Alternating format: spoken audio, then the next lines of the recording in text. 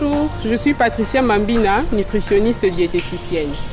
Un nutritionniste, c'est en fait la personne mieux indiquée sur le plan médical qui vous parle de tout ce qui est alimentation pour pouvoir vous maintenir en bonne santé, mais aussi elle tient compte de toutes ces personnes qui ont des problèmes nutritionnels et les personnes en bonne santé pour pouvoir préserver leur santé, mais ceux qui sont déjà malades pour pouvoir en fait de soigner ou guérir de leur pathologie.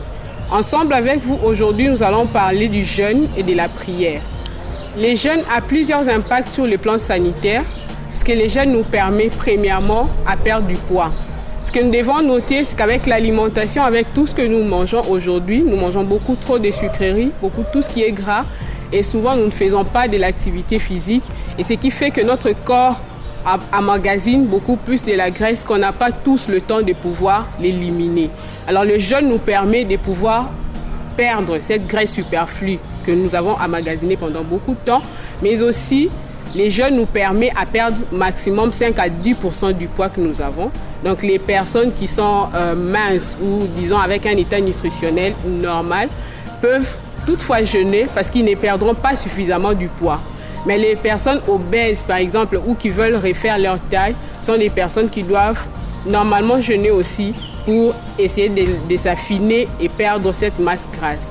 Mais le jeûne aussi nous permet de faire un nettoyage à fond de notre organisme. Quand le jeûne nettoie, en fait, vous éliminez tout ce qui est toxine, tous les toxiques que vous avez ingérés.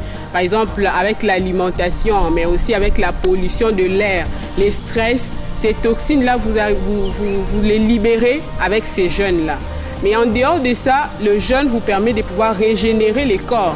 Quand on parle de la régénérescence du corps, c'est que vous produisez de nouvelles cellules. Parce qu'avec la présence des graisses, vous ne saurez pas, le corps ne saura pas forcément régénérer ces cellules. Mais en période de jeûne, vous régénérez vos cellules.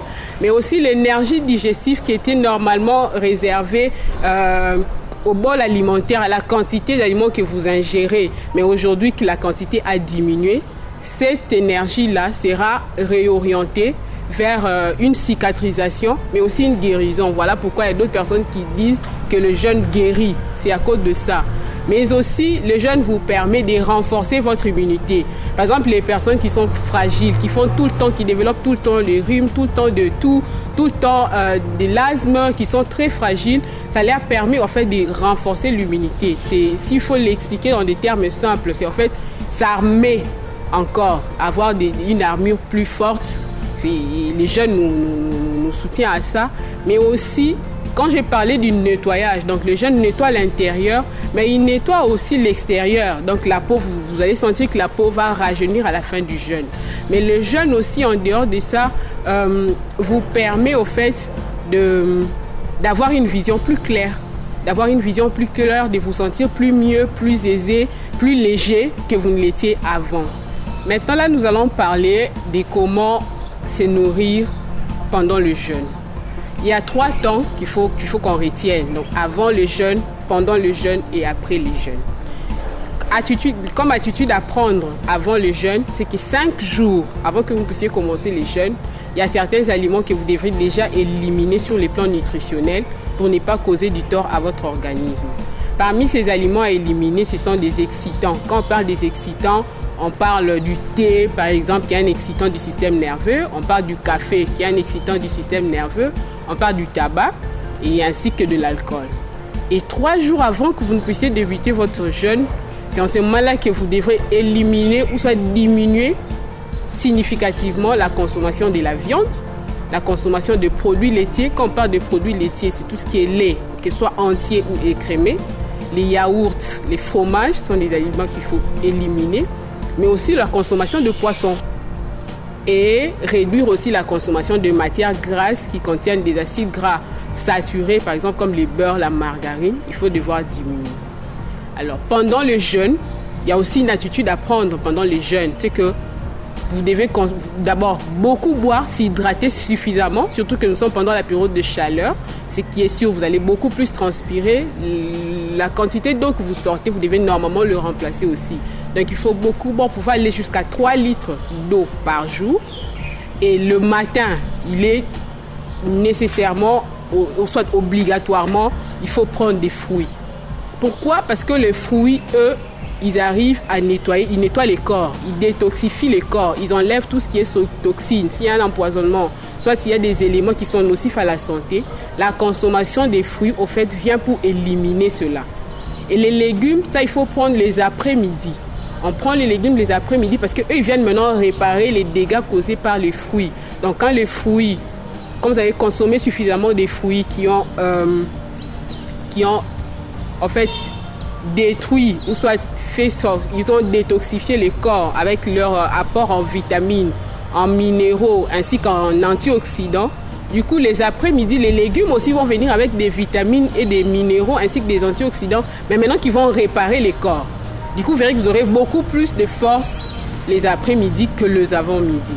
Et en dehors de ça, en dehors de beaucoup boire, il y a certains aliments qu'il faut nécessairement limiter. Vous voyez que j'avais dit, avant que vous puissiez commencer les jeûnes, il faut limiter la consommation des viandes, des produits laitiers. Pourquoi? Parce que ce sont des aliments qui fermentent, qui contiennent de la graisse, mais aussi qui fermentent.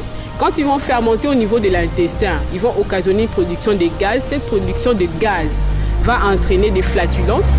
Donc, vous aurez des tendances à avoir mal au ventre, des gargouillements qui vont déranger durant la journée, qui ne permettront pas de pouvoir bien prier. Mais aussi, en dehors des gaz, il y a certains de ces gaz qui vont remonter vers l'estomac, qui vont augmenter la sécrétion gastrique, la sécrétion du sucre gastrique au moment où vous ne mangez pas déjà assez. Donc, il y aura des problèmes de gastrite, d'ulcères gastriques qui vont s'installer. Du coup, il est vraiment important que pendant le jeûne, de beaucoup boire, il faut s'hydrater, mais aussi tenir compte que la prise des fruits, c'est à prendre le matin et les légumes, c'est à prendre dans les après-midi. Et le soir, c'est prendre des aliments légers. Mais en dehors de ça, vous pouvez prendre de soupe, par exemple. La soupe, elle peut être faite de pommes de terre, par exemple, ou soit uniquement des légumes, comme nous avons des concombres ici. Vous pouvez faire à l'aide de concombres, soit des aubergines, ou sinon avec de la tomate fraîche que vous pouvez utiliser aussi pour confectionner vos repas de soupe. Et en dehors de soupe, il y a certaines tisanes que vous pouvez réellement prendre aussi. Quand on parle de tisanes ici, on voit tout ce qui est Sinda, par exemple, qu'il faut prendre occasionnellement, pas occasionnellement, mais qu'il faut prendre nécessairement et presque tous les jours sans effet nocif. Au contraire, ça a des apports bénéfiques pour la santé. Et il y a certaines proscriptions aussi pendant le jeûne. Donc, nous avons parlé de l'eau qu'il faut prendre à volonté. En dehors de l'eau, nous avons parlé de tisane, où nous avons cité les Sinda. Mais il y a certaines proscriptions à ne pas faire, comme par exemple du café. Les cafés, quand on a parlé de la période d'avant-jeûne, on a dit que ce sont des excitants qu'il faut nécessairement éliminer 5 jours avant les jeûnes. Pourquoi? Parce que ce sont des éléments qui agissent avec les systèmes nerveux central, avec les cerveaux, mais aussi qui augmentent les battements cardiaques.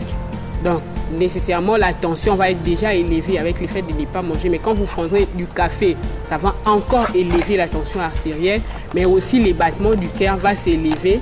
Et il y aura aussi une grande production du sucre gastrique qui va entraîner des crises de gastrite. Et qui les dit pour du café, les dit pour tout produit qui contient de la caféine. Ils sont des excitants du système nerveux, mais aussi les thés. Parce que les thés fait partie des excitants du système nerveux qui vont accélérer les battements cardiaques, donc entraîner ce qu'on appelle les tachycardies pendant le jeûne, mais aussi peuvent occasionner des crises de gastrite.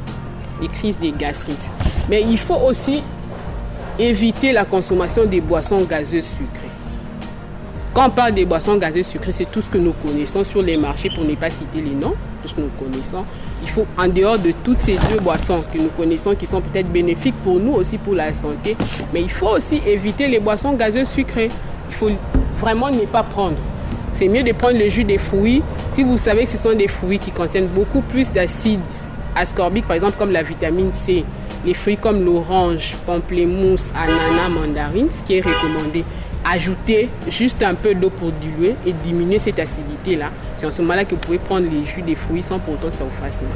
Mais si ce sont des jus des fruits à goût neutre, par exemple comme la pomme ou soit la poire ou la mangue, vous les prenez carrément telles quelles. Mais les boissons gazeuses sucrées, il faut vraiment limiter, il faut vraiment éviter pendant la période du jeûne. Nous avons aussi des contre-indications pendant les jeûnes. Donc, il y a certaines personnes qui ne peuvent pas jeûner. ils vont les faire autrement. Peut-être que vous l'avez déjà vu avec les pasteurs. Parmi ces personnes, nous avons les femmes enceintes, les enfants tout d'abord, les femmes enceintes, les femmes qui allaitent, les diabétiques, donc les personnes qui sont sous insuline, soit qui prennent des comprimés, ne peuvent pas jeûner. Nous avons les hypertendus, les personnes qui ont des problèmes cardiaques, donc des cardiopathes, les personnes qui souffrent du cancer ne peuvent pas jeûner, les gastritiques, les personnes qui sont gastritiques connues, qui est allée à l'hôpital, on l'a diagnostiqué qu'il a un problème avec son estomac. Ces personnes-là aussi ne peuvent pas jeûner.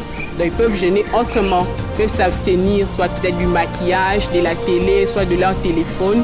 Ce sont toutes ces personnes-là, la catégorie de ces personnes-là que nous venons de citer, qui ne peuvent pas jeûner. Un guide sera mis à votre disposition pour plus de détails. Ce programme est particulièrement pour Bunda 21 du Centre missionnaire Philadelphie du 1er au 21 novembre. Moi, c'est Patricia Mambina, nutritionniste et diététicienne. Merci beaucoup et que Dieu vous bénisse.